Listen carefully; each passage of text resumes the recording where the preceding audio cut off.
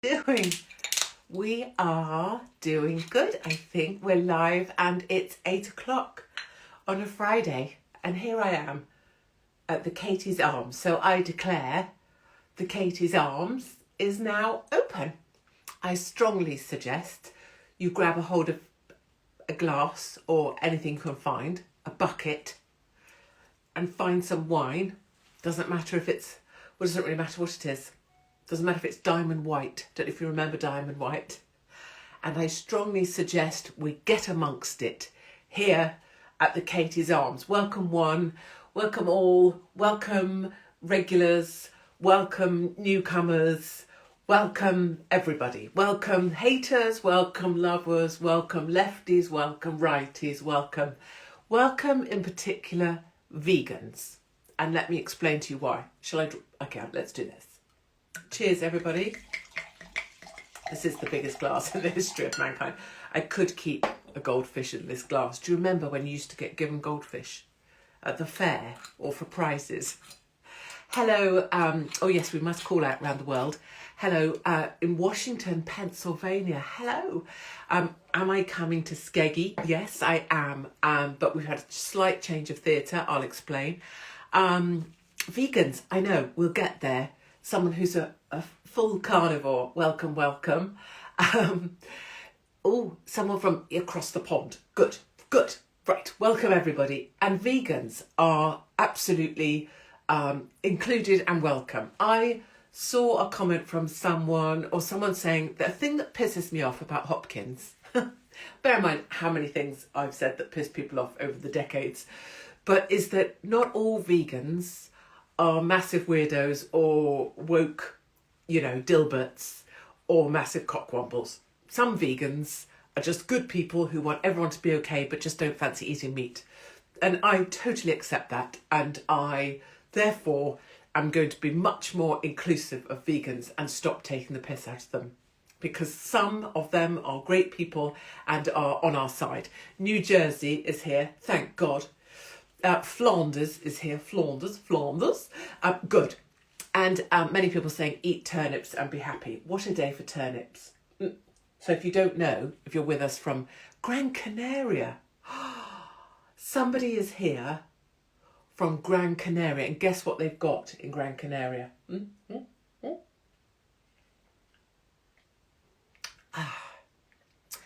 In Gran Canaria, they still have tomatoes. I blame Brexit. I mean, seriously, I blame Brexit. Jeremy Vine. It must be Brexit. Or maybe it isn't. Maybe we just don't have tomatoes because our farmers can't afford to plant or grow anything because they're brassic. But anyway, let's blame Brexit.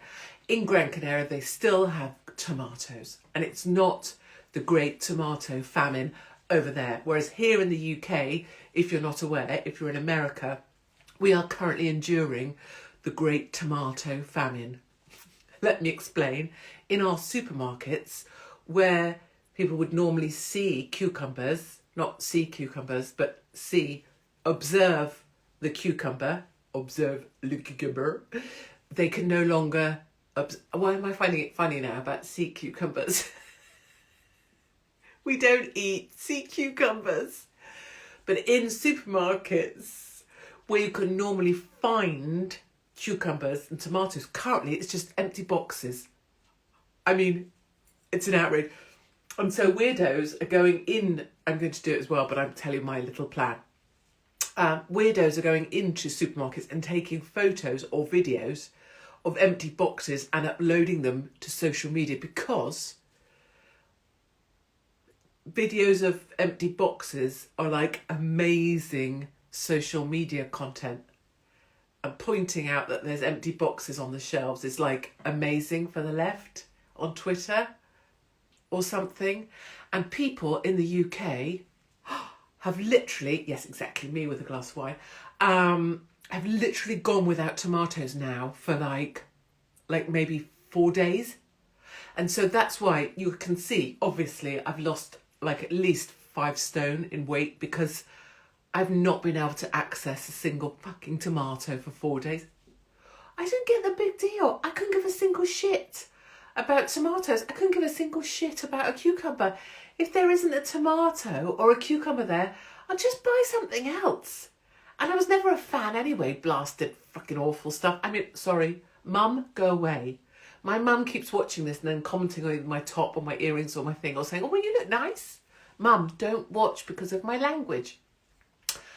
So, Mumsy, come on, go on. You've had a beer. Well done. Hello to the Nederlanden.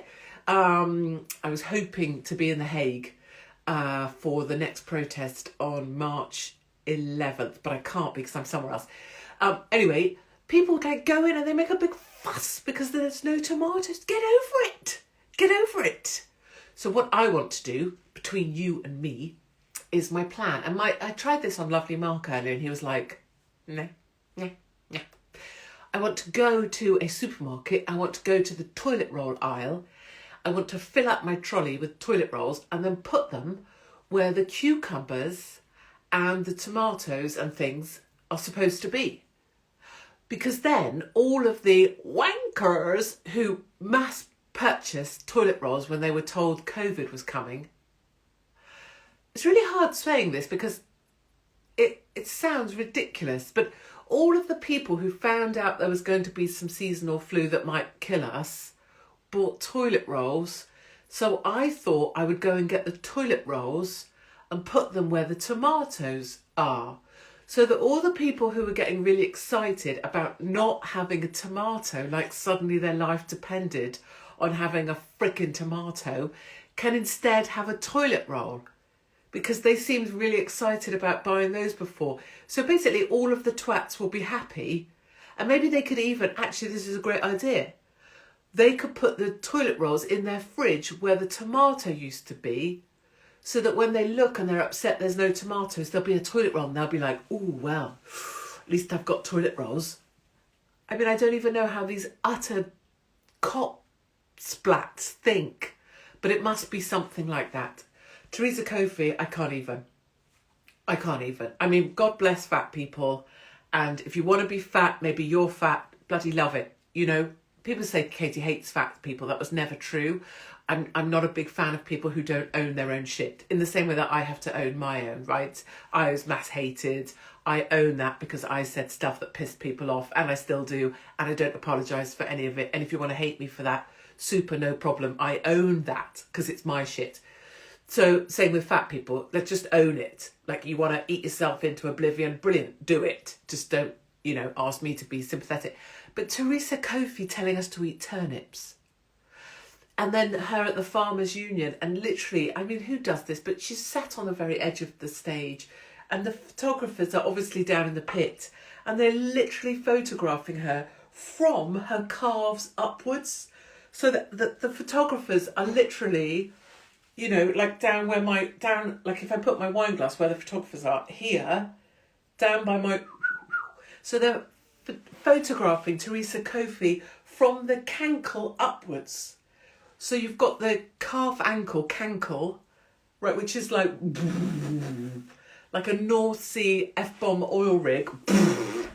I tell you what, Theresa Kofi, she's not going to blow over in a breeze. If we're looking for something to anchor down the next wind farms that everybody has to bloody build because they're so green, because they only cost $4 billion to make and they don't blow if there's no breeze. But if you want to anchor down a wind farm, you could use Theresa Kofi's cankles. Plunge those things into the North Sea, darlings. Right? So these photographers are going up Theresa. Look at it. National Farmers Union, NFU, which I absolutely love. The Farmers Union, I mean, not Theresa Kofi's cankles. Look at it. And the photographers are going from the cankles up. So there's these two great big things. And then it comes up over the front bottom into this bit. And I know about this bit because I used to have one when I put on weight to prove all the things I was proving. And then you get the gunt, which, if you follow the logic with cankle, is the mishmash between the gut and your, which is a word I never use because it's just awful. So it goes cankle, gunt, triple chinage, Theresa Kofi. And somewhere after the cankle, gunt, triple chinage, you get to the little pinhead, because it's so far from the camera at this angle, like this, look, see? Chins, and then tiny little pinhead of Kofi. And then she's basically going, eat turnips! So you've got all that to go through, the gunt, and then you've just got this little pin going, eat turnips!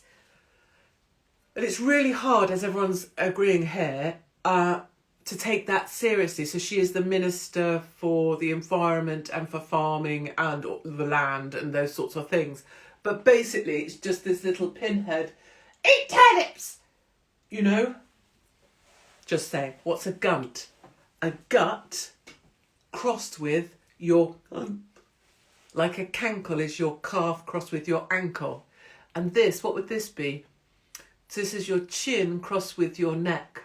So that would be a check or a nin. Multiple nins. So some people have like, I have a bit of it, like an armpit, an extra bit of armpit, don't you? I get this. Or there's this bit here, right? That does come there. So that would be an extra bit of back crossed with your boob. So that would be like a black. Doesn't really work. You see, so only certain things work. Anyway, that's what Teresa Kofi's been saying, which is basically we should all eat turnips. I bloody love a turnip, but I don't need to be told it by someone who's, as we heard earlier, who's 5 a day basically is turnips, potatoes, pasta, lasagna, and a bargain bucket. And that's just for breakfast. Okay. You're a tiny nothing. I know I'm tinky, but, oh, hold on a minute. So basically, that's what I do to lovely Mark, right? When I've got this push-up bra on, right here, this is all padding, I sit opposite him if he's looking in the other direction, and I try and squidge it together in an attractive way that's not just wrinkles like this. Hold on, I'm concentrating. Hold on, I've got to get it right. And then I wait for him to look round and I pretend I don't know what I'm doing. And he doesn't even notice. So I'm just sat there like this sad cow in the bar, squeezing my tiny boobs together, hoping for some attention. Just a small trickle of attention. My boobs look fab tonight, thank you. It's because they're literally, look, see? They're hoisted up by Victoria's Secret. And Victoria's Secret, if you wondered, is that they use, like, this is, see, there. They just use loads of padding. That's basically Victoria's Secret. The secret is no one really looks like that. It's just all hoiked up. I mean, that was back in the day when Victoria's Secret had angels, Victoria's angels, and they were glorious. Not these days when basically you have Sam Smith strung up like a boiled ham.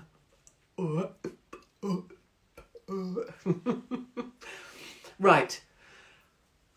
People say I look nice. Honestly, Victoria's Secret is they don't eat. Well, the new batch do, that's for sure. I'm surprised they haven't got Teresa Kofi as a Victoria's Secret angel. Gunt, cankle, corsetry, and just one fucking great big turnip wedged in her mighty mouth. Okay. Let me tell you something exciting. Sam Smith, Michelin Man. I know. And you know what? Oh, I say, just caused me to choke on my own. It's not even the size of Sam Smith, although when he used to wear a suit and be slim, he was actually, there was something about him. It's the fact that he's so thrusting it in everyone's faces. Do you know what I mean? So he can't just be like, oh, well, I'm a fisher, they. And it's not like, oh, well, I'm neither this nor that. I'm not a male, I'm not a female, I'm not... I can take penis or I can take vagina. It's not even that. It's the fact that he has to, like, put it in your face. You know? That's perfect, Sam. Go and do that. Like, go into some other place and do that. Suck on that, have that up there, shove 3 of those up there, push that into something there. Do it. Truss yourself up like a lamb waiting for the slow cooker. Cover yourself in oil. I don't know, wear a tyre and inflate it. Do that. But do we have to see? Because when I look back at pictures of him in his suit when he was skinny, it's, just a shame. Let me tell you some good news, and it's all down to you. And you people are just the best. And I love you all so much. You did some amazing things this week, which you always do. And you turned the oil tanker. I tell you every week, you are turning the oil tanker, and you are. You sold out all sorts of things. You sold out Buxton, you sold out Bristol, you sold out. But in Bournemouth, you sold out Bournemouth. So many of you might know Bournemouth Pavilions got scared and they pulled. And so another venue came up and you sold that out. And in Southampton, you've just done an amazing thing this week where we have a venue and the guy who runs it rang up yesterday to tell lovely Mark that you guys have sold out the venue that he booked, which I think is the Matt Letizia venue. I don't really know about Matt, but I need to probably find him because everyone says he's a good egg. So you've sold that out, and so they are finding somewhere bigger to put us all in Southampton. So, I don't know how to tell you this, but all I care about is, and you know this, is not the stage thing or the ticket things or me being on stage, or it's that you guys are going to be together and you're going to be even more than you knew. So when you get to Southampton now, we're going to be in a bigger place. And when you sit down, or even before you sit down, when you go and get a drink maybe before we start, you're going to really you'll feel it, right? You'll feel that feeling of being like, what is that? What is it? What is it? And it's the feeling of knowing you're surrounded by people who are on here, right? Just surrounded by people who's just like, be whatever. Just be brilliant. Just, we want you to be all right. Oh, you can't do this. Well, let me help you. Or what have you done? You lost your phone. Let me help find it. Those people, like it used to be before. So that's why I'm excited. And you're turning the oil tanker and brilliant things are happening. So I wanted to say that. I've got notes. I know, the professionalism is unreal. I'm going to stop talking in 3 minutes and I'm going to hand over to you. What red am I drinking? Are you really asking that? Barefoot Merlot. Do you not know? Maybe you're a newcomer to the pub. Well, one day when we have our own pub, this is what I'm going to sell. People say it's cheap, but I'm cheap. And my husband says, when ladies go in and ask lovely Mark what wine to get, he'll say the one that you're supposed to say, or, it's like, oh, this one is very this smells like this tastes like this has notes of whatever wine wankers say. I'm not calling Mark a wine wanker, but you know what I mean. But then he'll also say, my wife really likes cheap wine and she likes this, and I'll usually buy this. Or the other one people buy is the kangaroo one. What's that called? There's an Aldi version. Screw top. Yes, all the way. So over corks, honestly. That whole effort. Right, I need to tell you some things. This is a serious thing. Kegworth Hotel. I don't know if any of you play us a tune. I will one day. How about that? I will. For someone's birthday or something, I'll play you something. But let me tell you, Kegworth Hotel. So I did a gig in Kegworth, but just down the road from the hotel I was staying in, where the lads put me. And this hotel I was put in was like so nice, but it was like old school, with like thick carpets and thick curtains. And they'd obviously attached like a little spa or a health spa where people could get a little massage. But it wasn't like boutique or fancy. Kegworth Hotel was like somewhere ordinary people like me. I think they might have been offering while I was staying there, maybe like a spa weekend. So like maybe someone could get a massage and then everyone was in for breakfast, full English. And then people were booked for dinner. And I met a couple that were booking a wedding, and that was so cute. And then I met when I'm at a hotel, you'll notice I speak to everybody and I've become everybody's best friend immediately. They were having a dog competition for sausage dogs on the top floor that I went to visit. And they had a lovely student, not a couple, but a boy and a girl who worked behind the bar, who were brilliant, kept the bar open for when I got back late. Who were in their 5th year of doing a vet course and had £100,000 in debt each. What I'm trying to show you is a sort of picture of a hotel that meant different things to lots of different people. 200 staff, But like a real, I met the manager, she came over to say hi. It was really like old school, proper little treat, you know, little young couples having maybe their first night away. I always want to go up afterwards and go, was it okay? Was it good? Not like directly asking them to rate their sex life, but sort of, because I really like that sort of thing, because it's like, yay.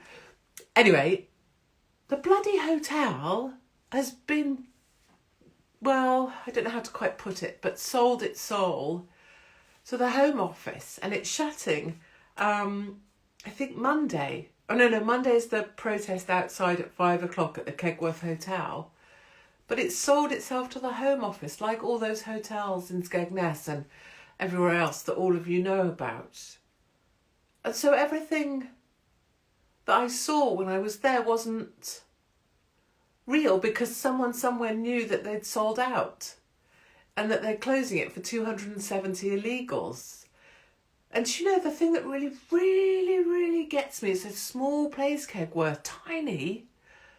That hotel was like a hub of, the car park was full, all different age groups, 200 staff.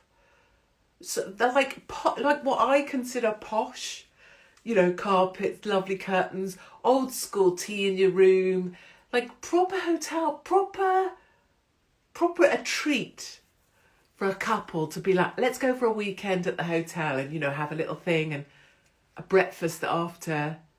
It's all gone. I don't know, I still struggle, but I struggle with it. I just struggle. Like we all struggle, but I struggle specifically with the idea that something that is unattainable for most people, but is a special luxury weekend for some people, if they're lucky or get a treat, is just going to be given to migrants. And I've met cleaning crews. I've met many men that run companies that are basically industrial cleaners, if you will, that are brought in to clean up these places when the illegals get taken out. And it isn't just a case of cleaning. If you work in this industry, you'll know it's literally everything not just in the room, but everything in the room goes into a fiery pit from hell, and even the plasterwork comes off the walls. It's the total removal of everything, because it's utterly beyond saving. And I'm so sorry. I'm so sorry for the couples that thought they were having their wedding there. I know the one lady in particular, she was so excited. I'm so sorry for the students who had jobs there. I don't want to take us down a dark path, but this sort of hotel bought out by the Home Office for illegals, that's the headline. But behind that story is 1,000 personal hopes and dreams and excitements and, you know, things that gave people purpose in their day. So that really busts my balls that happens. You're so late. You are grovel. You never have to grovel because the pub is always open, and whenever you rock up is fine. And if you're watching this tomorrow or in a few days' time, or whenever you're feeling a bit pissed off, that's perfect. And I love that some ladies particularly get in touch to say, oh, I watch it back when I'm feeling a bit pissed off. So here's to you, and here's to you if you're feeling a bit pissed off, or you've had a shit week, or you don't really see what you're doing here or what the point of your life is, because you're not alone with that. And I'll tell you something else. Let me tell you something else. How would I solve the Channel crisis? I made that perfectly clear 15 years ago. I would stop the boats, but I wouldn't just stop them. It would be over. It would be done. It would be done. And the column that I wrote about how that would happen and what I think about that was the thing that back in the day, and nowadays it would certainly end me in prison, but got me arrested, interviewed under caution by the Metropolitan Major Homicide and Crime Command. The most serious crime fighters in the country had to endure the interview, had to have that go to the Crown Prosecution Service to see if they would prosecute me, to see if I would do prison time for writing a column about that 15 years ago. Imagine what would happen to me now. You know, anyway, let's not go there now, for now. But it's all in there, and I stand by every damn word, just so we're clear. Just so we're clear. Right. Okay. got over myself. What was I going to... I was about to say something. Oh, yeah. Can I just say, Nicola Bewley? I mean, you know, I know. Oh, people are asking where my jumper's from. Damn. Oh, we have this, don't we? It's from somewhere cheap. Yes, look, can you see? Express. That's American, but it's cheap. I mean, when I say cheap, it's not like cheap, but it's not expensive. It's like cheaper than Zara. So it's called Express, but I think I brought it there maybe last year. So I don't know if it'll still be there, but Express, Express, Express. Yes. Nicola Bewley, I'm just saying that I think last week it was, we were here and I was like, please, please, please, please, please be free. Please, please, please have run away. Please, please, please be in Mexico. Please, please just have thought, fuck it, and run, fuck it. And taken off into the woods and had a plan and had a car waiting and changed cars and changed outfits and run away to Mexico and be on a beach. Please, please, please. And then it feels like about a month ago, but maybe it was just this week where she was, or someone was found and they identified Nicola by her dental records, like a mile away from where they were looking. And everyone was just like, oh, well, there we are then. They found her. Because they found a body and identified, everyone was like, okay, there we are then. And that's why I feel like, well, not really. Well, not really, oh, well, then. Oh, well, then. I don't know, I just feel like that's not okay, is it? It's not okay that a lady who was trying to hold together a family and a relationship and a job and be a mum to children and had a dog that she loved and was still on a phone call to work and was probably trying to keep her house in order, probably trying to pay a mortgage, probably trying to, keep all the various bits of you that you need to try and keep together, that so you don't look like you're about to, things are so terrible. You have to keep this sort of performance of life, performative art of being okay. And now she's found in a river and everyone was like, okay, fine. But it's not, is it? Because loads of people feel like that every day. Loads of people have to perform as if they will make it through another day. And many don't. And it's not okay. So I'm not entirely sure what I'm trying to say, but it's not okay just because they found a body. So that's not okay. And just so you know, quietly, look, I promised I would stop talking 10 minutes ago and I never did. So we'll definitely do some questions in a moment. And if you need to go, please go. Don't feel bad. I say this always at my gigs. Like anytime you need to go for a pee or get a drink or have a little break or take a fag break or whatever, cigarette, do it. Like you're not rooted to the spot. So do leave if you need to. But I want to say on Nicola, it's not right. Here's my theory that you're not allowed to say about what's going on in the supermarkets and everywhere else. So this is unsayable. I believe COVID was a dry run for the levers of control to see how easily a population could be controlled, right? I believe we showed ourselves, not us, obviously, all the other bastards, showed themselves to be completely controllable and completely pliable. And many of the tools and techniques that were used upon us were then worked through, improved on, written down, ready to be used again. And now we have introduced new tools and techniques of control, right? And I believe what's going on in the supermarkets is in fact tools and techniques of control. Because before too long there will be rationing. And there will be rationing for climate.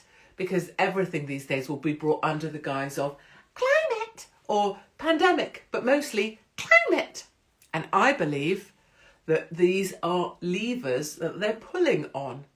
And the reason you don't see toilet rolls for a bit, or eggs for a bit, or tomatoes for a bit, or whatever, is to make you realise that one day we will have rationing for climate.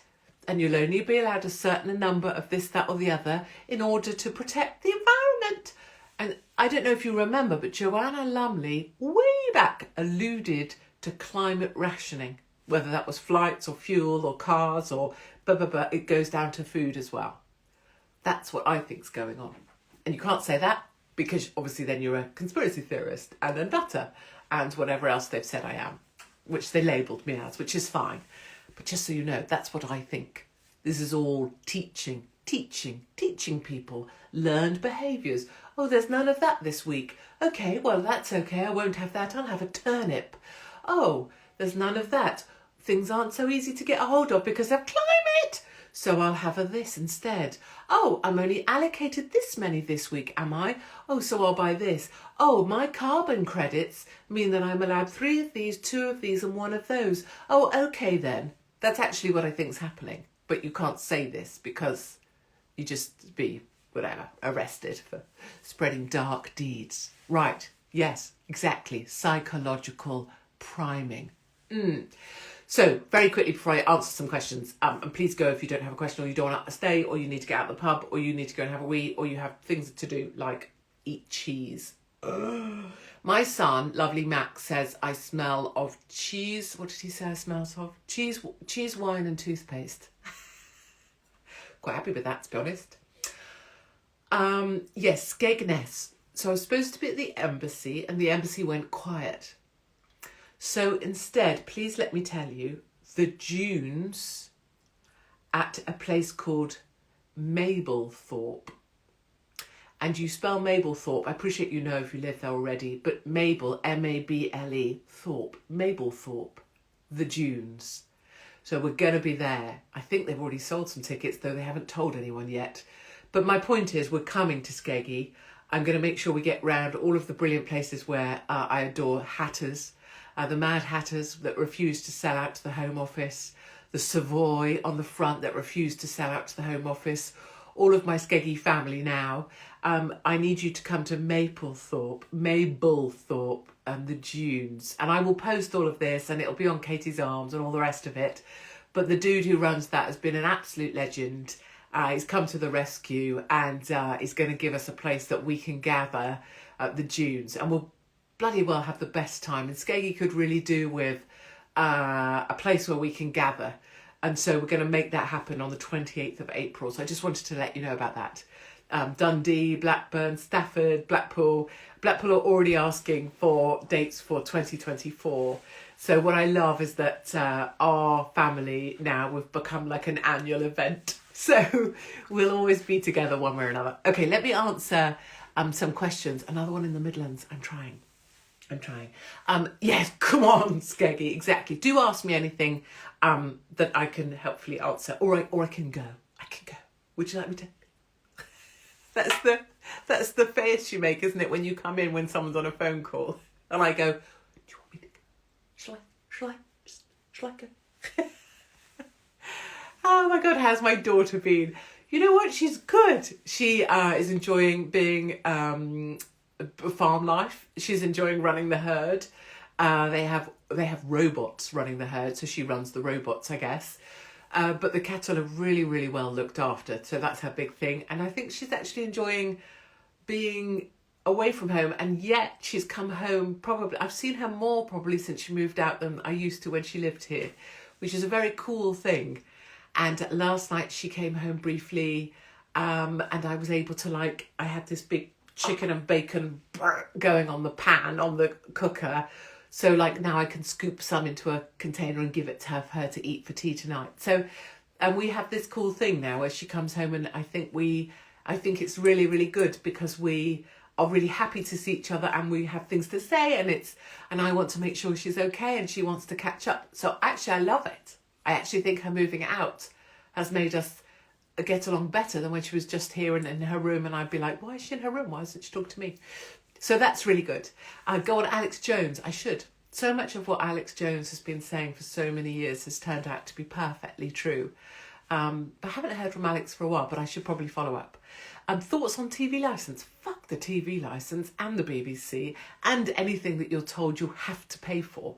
Frankly, I don't agree with, I'm all about the breaking ties, so I don't have any direct debits now to any energy companies. I ask for a bill. I want the bill before I want to be able to send a reading. I expect to be given a bill before I'm going to pay something. I'm all about the cutting off, cut off. And my next goal is to try and find out for people who might be interested, routes, if you did eventually want to have a plan for being or having a nationality in another country or a passport in another country, I'm going to try and find those routes because I refuse to ever have digital ID. I will not is my basic premise for this. I will not. And that's something I'll talk about more as we go forwards, but I will not. I will not. So I will not ever have the vaccine. I will not ever have a state injectable. I will not be told what to do by a government or higher power. I will not change what I think in order to avoid prison. I will not ever have digital ID. So those are my promises to me, and that's good enough. But what it means is I will need to find routes for, say, my children to have passports in a different country. So it's things like that I want to help give people or show people routes or options. I know there's money and there's problems and there's parents and I know there's all 1,000 reasons why people can't just get up and go. I'm just saying we need to show solutions. People say to me, it's all very well, Katie, all this talk, but what about? Well, the certainty is that things aren't going to change in this country in the sense that we're demographically fucked. But what we can do is gather now. What we can do is help each other now, which is part of being on the road. And what we can do is look at ways to preserve what we want to preserve, even if it can't be here in the UK. These are big things. Anyway, what do I think about Shamima Bubblegum? She can fuck right off. And you know, and I know, she will be back in this country. Wouldn't surprise me if she's already spent time in this country. And you know, and I know, that millions of our money is going to be used to bring her back into this country. And you know, and I know, that when she does get back into this country, she will be held up as a heroine for those that support a very, very radical version of the Islamic culture, whatever. Islamist, whatever. She is a pin-up for them. We know that's coming, and that's okay. If we know it, we know it. I won't comply either. Exactly, I will not. And I always think we should think in a positive sense, but I will not is actually quite useful when you start to think about things like digital ID. Right, I should love you and leave you. Am I in Cambridge this Sunday? I'm not. Should I be? I don't know. Right. So I will go and I will love you and leave you. I should tell you that I'm going to be on the James English podcast on, I think he's putting it out on Monday. He keeps trying to make me watch like a trailer. I don't watch anything to do with me, but I just wanted to let you know I will be on that. I think I just have been honest, so I can't go near it because, you know. Am I coming to Norwich? Please, when am I in Dundee? Okay, so I'll share all of this information in a post, I promise. We have an issue with Norwich because the venue got cold feet. I'm going to do some work on that. I might need to borrow you for help with that because we had a 500-seater venue there. So leave that with me for now and I'll come back to you. If you want to read my book, where is my book? I'm never trying to push books because I hate people that do that shit. You know, buy this, do this. Support me this way, give me money this way. Fuck those people. But anyway, help is actually, I think, exactly that. It's oversharing. It's a lot of what we talk about on here. And there are specific chapters about, I really don't think I can go on, or help, I'm depressed, or I'm done. You know, I'm done. Kind of Nicola Bewley level, I'm done. So, but anyway, it's on Katie's Arms if you want. And lovely Mark sends it out in a big old box. So please go to katiesarms.com and do sign up at Katie's Arms because it means we can let you know where we're performing or what I'm up to. And I send emails from time to time. And if you've bought tickets, come to Buenos Aires. Hey, I made a commitment to myself that I would be at Rio Carnival next year in nothing but a nipple tassel. Not singular. I do have 2 nipples still. But, you know, maybe 1 nipple tassel. Throw caution to the wind. What was I going to say to you? Yes, I will see you here next week, next Friday for Katie's Arms. I should say thank you to everybody for being so kind. I know Steve Allen's left at LBC. In fact, that's on my notes to talk about. He was the best of the best. He's the best of the best. And then he'll have been forced out like everyone else. And LBC have lost their minds. I've had radio too. Thank you all so much. You've just been bloody legends to me, and I really appreciate you all. If you've bought tickets for anywhere, but mostly Bournemouth or Southampton, please know we're working on those. I'm going to be emailing you in the next couple of days.